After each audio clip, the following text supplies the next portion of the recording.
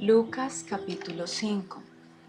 La pesca milagrosa. También lo podemos ver en Mateo 4 del 18 al 22 y Marcos 1 del 16 al 20. Aconteció que estando Jesús junto al lago de Genesaret, el gentío se agolpaba sobre él para oír la palabra de Dios. Nota: el lago de Genesaret es otro nombre del mar de Galilea. Como solo mide alrededor de 12.9 por 29.9 kilómetros, no es técnicamente un mar y Lucas nunca se refiere a él como tal. Versículo 2. Y vio dos barcas que estaban cerca de la orilla del lago, y los pescadores, habiendo descendido de ellas, lavaban sus redes. Y entrando en una de aquellas barcas, la cual era de Simón, le rogó que le apartase de tierra un poco, y sentándose enseñaba desde la barca a la multitud. Cuando terminó de hablar, dijo a Simón: boga mar adentro y echad vuestras redes para pescar. Respondiendo Simón le dijo: Maestro, toda la noche hemos estado trabajando y nada hemos pescado, mas en tu palabra echaré la red. Nota: el mejor momento para pescar era la noche. Versículo 6. Y habiéndolo hecho, encerraron gran cantidad de peces y su red se rompía. Entonces hicieron señas a los compañeros que estaban en la otra barca para que viniesen a ayudarles, y vinieron y llenaron ambas barcas de tal manera que se hundían. Viendo esto, Simón Pedro cayó de rodillas ante Jesús diciendo: Apártate de mí, Señor, porque soy hombre pecador. Nota: las dudas de Pedro sobre las habilidades de Jesús como pescador se convierten en dudas sobre sí mismo. La primera de ellas es doblegada por un milagro, la segunda es vencida por una promesa. Versículo 10. Versículo 9. Porque por la pesca que habían hecho, el temor se había apoderado de él y de todos los que estaban con él.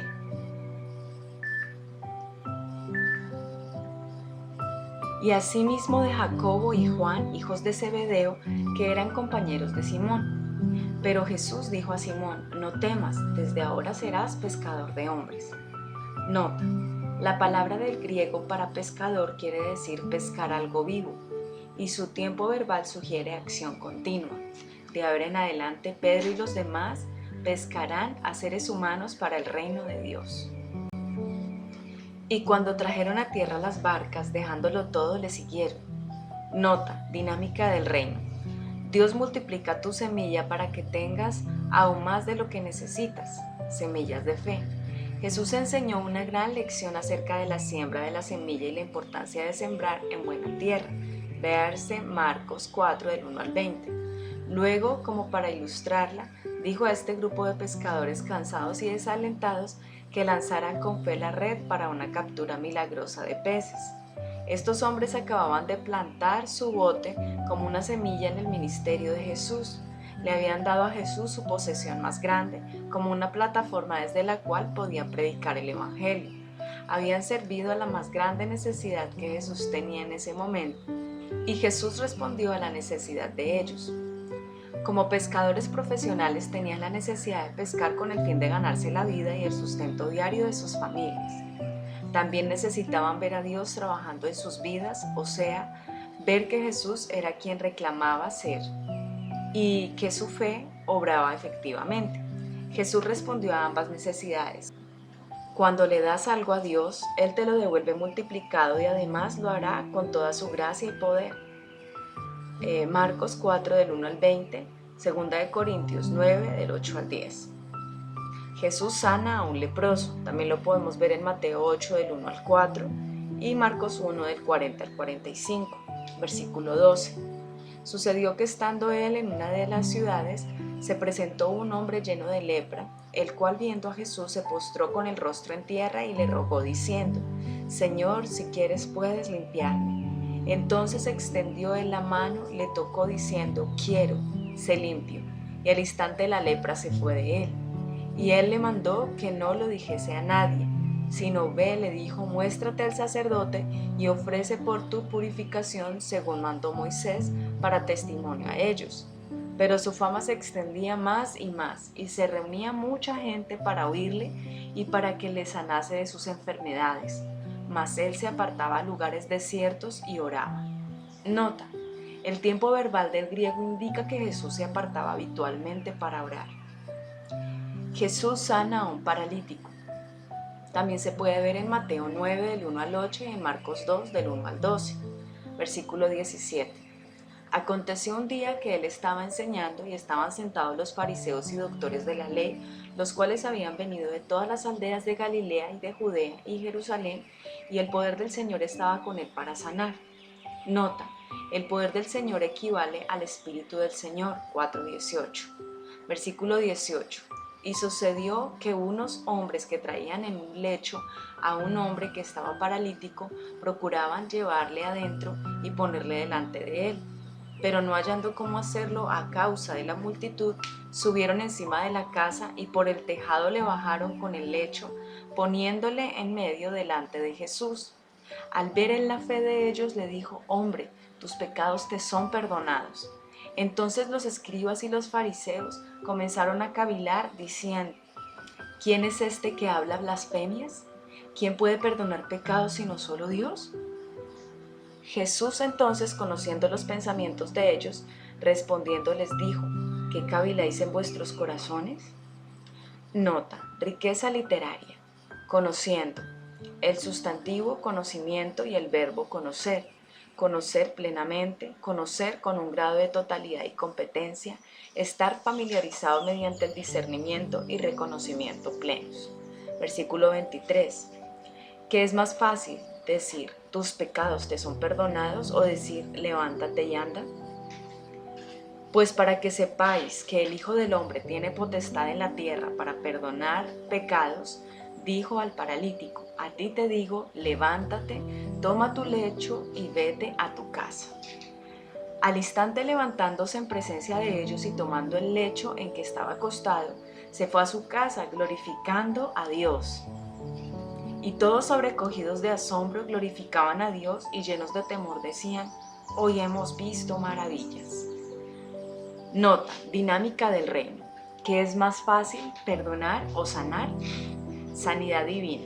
Si bien es cierto que no toda aflicción es el resultado de un pecado específico, en este caso la causa de la enfermedad era el pecado, porque el hombre fue sanado cuando Jesús le dijo: tus pecados te son perdonados. De las palabras de Jesús se desprende que pudo haber dicho: levántate y anda, o tus pecados te son perdonados.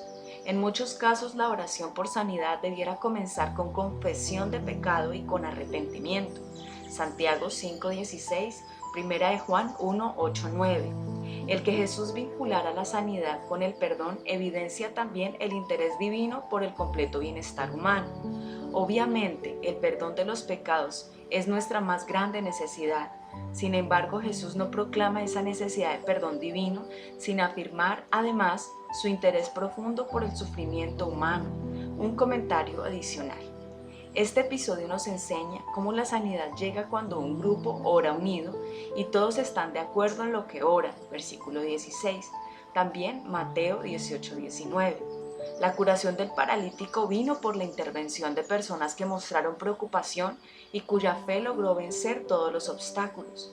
Marcos 9:22-23, Lucas 8:36. Véanse las notas a Marcos 2 del 1 al 12. Llamamiento de Leví. También lo podemos ver en Mateo 9 del 9 al 13 y Marcos 2 del 13 al 17. Versículo 27.